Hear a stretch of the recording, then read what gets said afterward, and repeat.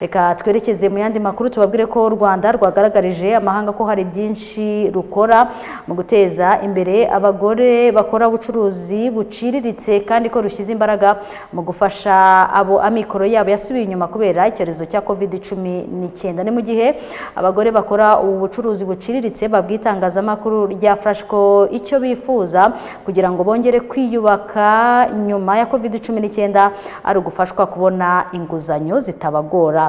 Ibindi reka tubibaze Daniel Hakizimana.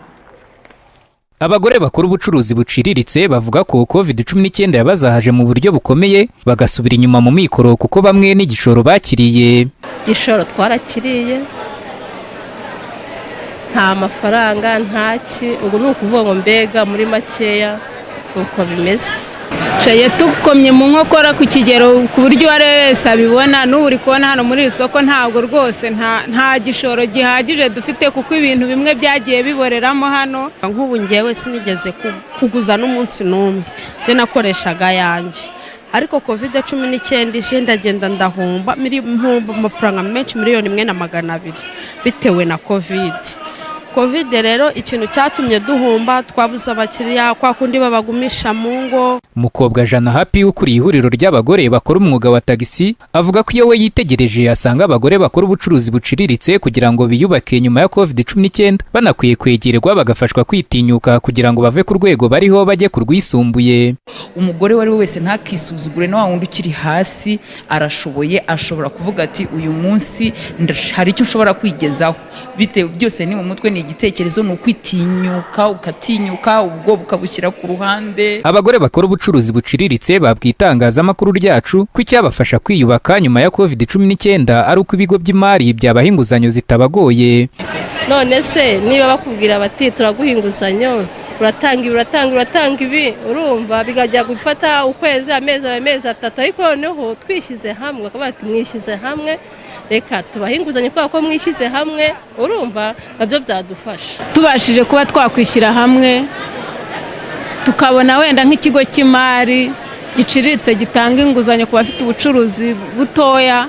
Shani ko mbibona kuko ngi ahantu ngeze ngi inguzanyo mbere narayitinyaga, ako noneho ubu nayifata. Marie Letitia Mugaba Gatesi uhagarariye mu Rwanda urugaga mpuzamahanga rwa rwiyemezamirimo b'abagore agaragaza ko abagore bakora ubucuruzi buciriritse iyo begerewe bagafashwa guhindura imyumvire bakora bakiteza imbere mu buryo bugaragara. Njya nibuka nko mu Biryogo hari bamwe bo mu muhanda, uyu munsi twabakuye mu muhanda dufatanyije n'ubuyobozi tukabaha igishoro, ariko ikintu cya mbere ni ukubegera ukabaganiriza nk'uko byagaragaye mu biganiro, ukaganiriza umuntu ukamukuramo ikintu gituma cyamutsikamiye kimubuza gutera imbere. Abagize urugaga mpuzamahanga rwa rwiyemezamirimo b'abagore bamaze iminsi mu biganiro hano i Kigali barebera hamwe uburyo abagore bari mu bucuruzi by'umwihariko buciriritse bafashwa kwigobotora ingaruka za COVID-19.